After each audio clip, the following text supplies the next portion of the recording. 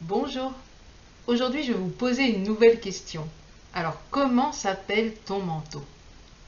Si vous le voulez bien, nous allons lire ensemble Marc, chapitre 10, verset 50, qui nous dit « L'aveugle jeta son manteau et se levant d'un bond, vint vers Jésus. » Voici l'histoire d'un homme de Jéricho, Bartimée, qui était mendiant, aveugle.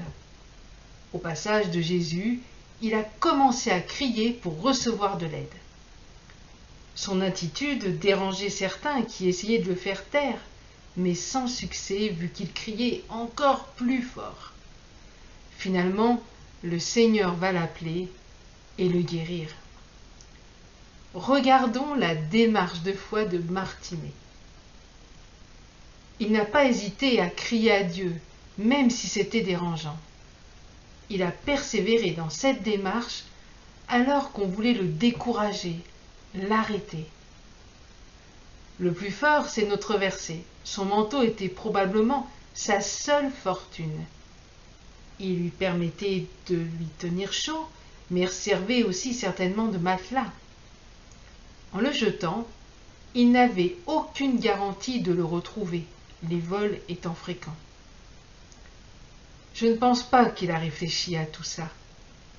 Tel un athlète dans le starting block avant un 100 mètres, il avait son regard spirituel sur le but, la ligne d'arrivée à atteindre le plus vite possible.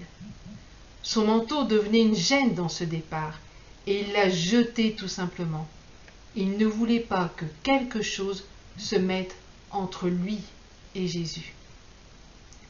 Bartimée a été guéri de sa cécité, et probablement qu'il a retrouvé son manteau. En tout cas, il n'avait plus besoin de mendier. Le Seigneur dira « Ta foi t'a sauvé ».